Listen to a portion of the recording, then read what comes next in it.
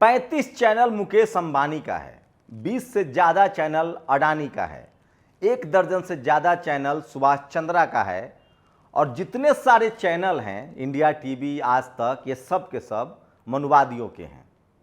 अब सोचिए इनका कितना बड़ा पाप पकड़ा गया कल, आप कल्पना नहीं कर सकते। अब तो तय हो गया है कि टीवी पर अंजना ओम कश्यप हो या चित्रा त्रिपाठी हो या जी न्यूज हो, ये लोग क्या चलाते हैं ये सब कुछ तय होकर आता है भारत सरकार से, आरएसएस के दफ्तर से, बीजेपी के दफ्तर से। नमस्कार, मैं शंभू कुमार सिंह और आप देख रहे हैं नेशनल दस्तक। मीडिया का पाप तो बताऊंगा, लेकिन एक देश के लिए बड़ी खुशखबरी है। द लाइव टीवी फिर से रिस्टोर हो गया है और ये सब कुछ हुआ है आपकी एकता की वजह से, आपकी यूनिटी की वजह से।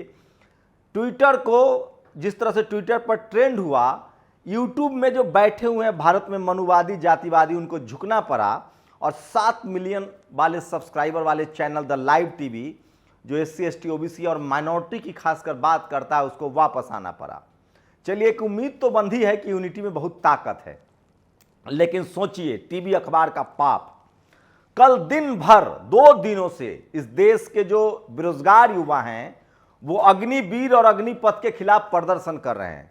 दरअसल सरकार ने एक कानून बनाया है कि 4 साल की ही फौज की नौकरी होगी। इसको लेकर बिहार, उत्तर प्रदेश, झारखंड, हरियाणा, पंजाब, उत्तराखंड जैसे राज्यों में बवाल कटा हुआ है। कांग्रेस को तो इग्नोर कर ही रहे थे, पहले तो ये लोग BSP, सपा सबको इग्नोर कर रहे थे। कल शाम में क्या हुआ वो सोचिए। पूरे देश में आग लगा हुआ है, लोग सड़कों पर हैं, ट्रेन फूके जा रहे हैं, सरकारी संपत्तियां बर्बाद हो रही है। लेकिन इस देश की मीडिया, पता है कल खबर क्या चला रही थी कि यूपी में लॉ एंड ऑर्डर टाइट रहेगा जुमे के दिन। मतलब आज जुमा है और मुसलमान कोई दंगा प्रदर्शन ना करे, धरना ना करे, पत्थरबाजी ना करे। कितने बेशर्म है ये लोग, शर्म नहीं आती है। अगर है हिम्मत तो ये जो युवा है, जो उनको कहो तुम आतंकवादी, कहो देशद्रोही, कहो उग्रवादी, नहीं कहेंगे, क्योंकि ये वो युवा हैं जो बीजेपी के हिंदू के नाम पर वोट देने वाले हैं। क्या योगी जी चलाएंगे इनके घर पर बुलडोजर?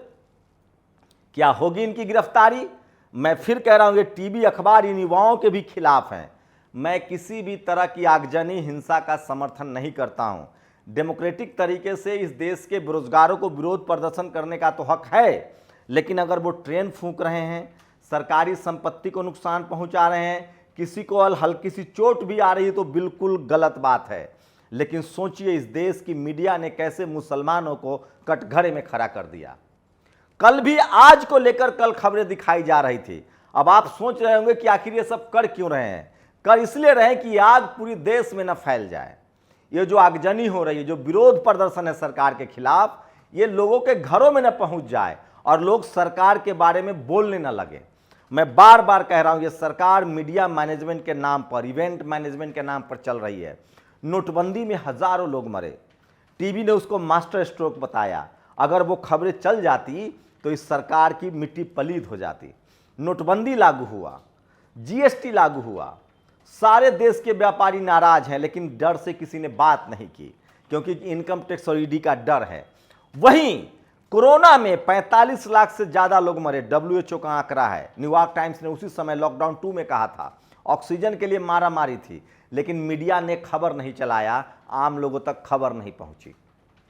उसके बाद ताली थाली बजवाया इन्होंने। तो सोचिए, ये सरकार मिसमैनेजमेंट के नाम पर है। किसान आंदोलन को बदनाम किया, अब छात्रों के आंदोलन को भी बदनाम किया जा रहा है। हिंसा की कोई जगह नहीं है, लेकिन डेमोक्रेटिक सिस्टम में आंदोलन जरूरी है। अब सोचिए, मुसलमान अगर कहीं विरोध प्रदर्शन कर दे, पत्थर चला दे 2-4 उपद्रवी, तो पूरे देश में 4 दिनों तक बहस होती है। पाकिस्तान में बम फट जाए तो बहस, यूक्रेन युद्ध तो बहस। लेकिन भारत के बेरोजगारों की समस्या टीवी को नहीं दिख रहा। और ये सब क्यों हुआ? पिछले 8 सालों से बेरोजगारी, महंगाई, देश की सुरक्षा, विदेशी घुसपैठ, इस पर कोई बहस नहीं हुई। सिर्फ हिंदू मुसलमान, क्योंकि बीजेपी को वोट मिलता रहा। इस देश में EVM पर बहस नहीं होती है। मैं इसलिए कह रहा हूं, इस देश की दुर्दशा के लिए अगर कोई जिम्मेदार है तो इस देश की मीडिया, टीवी और अखबार, और उसमें बैठे जातिवादी पत्रकार, उसके जातिवादी मनुवादी मालिक। आप कल्पना कर सकते हैं कि जुमे के नमाज के दिन लॉ एंड ऑर्डर की खबरें दिखाई जा रही है थर्सडे के शाम में ही। चित्रा त्रिपाठी और ये अंजना ओम कश्यप दिखा रही है, तमाम चैनल्स। लेकिन देश भर में युवा प्रदर्शन कर रहे हैं, बेरोजगारी मुद्दा है, नौकरी के खिलाफ बात कर रहे हैं, नौकरी के लिए सरकारी नौकरी चाहते हैं, इसको नहीं दिखाया जा रहा है। एक बड़ी साजिश और सवाल है, मैं उन तमाम मुसलमानों से पूछना चाहता हूं जो मजे ले रहे हैं कि इनके घर पर बुलडोजर चलाओ, इनको पहचानो। अरे सर, ये धर्म के लिए नहीं, रोजगार के लिए लड़ रहे हैं। और अगर आप इसी तरह से, आपकी लड़ाई धार्मिक थी, धर्म बचाने की लड़ाई से ज्यादा जरूरी रोजगार बचाने की लड़ाई है। आपके धर्म पर इन तमाम लोगों ने हमला नहीं किया था, वो नुपुर शर्मा थी। मैं बार बार कह रहा हूं, इस देश के मुसलमानों को अपने दुश्मन को पहचानना पड़ेगा। हिंदू आपका दुश्मन नहीं है, मैं भी हिंदू हूं। सपा, बसपा, आरजेडी, जेएमएम के कार्यकर्ता आपका दुश्मन नहीं है। आपका दुश्मन बीजेपी और आरएसएस के जो समर्थक हैं, जो जातिवादी हैं, मनुवादी हैं, वो लोग हैं। और आप इन पर तंज करना शुरू कीजिए। और जो रोजगार का मुद्दा है, बेरोजगारी का मुद्दा है, जो भूख का मुद्दा है, गरीबी का मुद्दा है, देश में विदेशी घुसपैठ का मुद्दा है, उस पर एक होइए। लेकिन सवाल सरकार से पूछना जरूरी है कि क्या इन पर भी बुलडोजर चलेगा, क्या इनको भी जेल में डाला जाएगा। मैं इसलिए कह रहा हूं कि इस देश को किस तरह से नर्क में बना दिया गया है, और इसके लिए सबसे ज्यादा दोषी इस देश का टीवी और अखबार है, और उसकी बेईमानी का आप अंदाजा नहीं लगा सकते हैं। जो जनता की खबरें हैं वो नहीं चलाई जा रही। अगर नोटबंदी में खबरें चला दी गई होती तो यह हालत ना होती, जीएसटी के खिलाफ खबरें चलती तो यह हालत ना होती। सोचिए, इस देश में महंगाई कोई मुद्दा नहीं है, जीएसटी कोई मुद्दा नहीं है, नोटबंदी कोई मुद्दा नहीं था।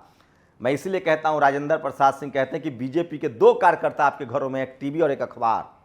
और ये तमाम राजनीतिक दलों को सोचना होगा, और इस देश की जनता को सोचना होगा कि वो कौन लोग हैं। और आप लोग कहेंगे कि ये सरकार से डर के मीडिया मैनेज है, सरकार के इशारे पर मीडिया काम करती है। बिल्कुल ये सच है, लेकिन इसकी सबसे बड़ी वजह है जातिवाद, मनुवाद और ब्राह्मणवाद।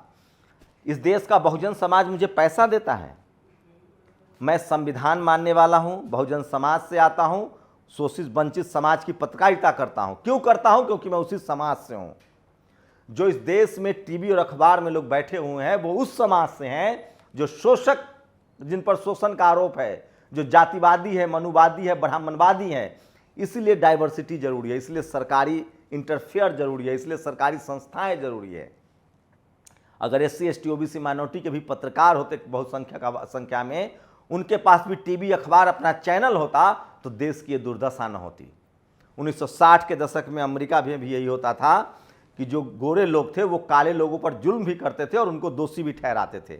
जैसे आज मुसलमानों के साथ हो रहा है, जैसे आज पिछड़ों के साथ हो रहा है, जैसे आज शेड्यूल कास्ट के साथ हो रहा है, जैसे आज माइनॉरिटी के साथ हो रहा है। तो ये सब कुछ टीवी और अखबार के जरिए चल रहा है। और सोचिए, टीवी अखबार में वो ताकत है, मैल्कम ने क्या कहा है कि मीडिया में वो ताकत है जो दोषी को निर्दोष और निर्दोष को दोषी साबित कर दे। सोचिए, इस देश के टीवी अखबार जातिवादी लोग, बताऊंगा अगले वीडियो में कि कैसे वो निजीकरण को भी सही ठहरा रहे हैं। इस देश के टीवी और अखबार ने अब तो मुसलमानों को तो अब दोषी ठहरा रहे हैं। लालू यादव, मायावती, मुलायम सिंह यादव, शिबू सोरेन, करुणानिधि जैसे बहुजन नेताओं को, कर्पूरी ठाकुर को कब का दोषी ठहरा चुके हैं। इसलिए मैं कह रहा हूं कि इस देश की दुर्दशा, इस देश के विनाश और बीजेपी और आरएसएस के जीतने की सबसे बड़ी वजह मीडिया है। और उसका बायकॉट कीजिए, उसको मत देखिए, सोशल मीडिया जाके देखिए, क्योंकि सोशल मीडिया ही सच्चा मीडिया है, सोशल मीडिया ही बहुजन मीडिया है।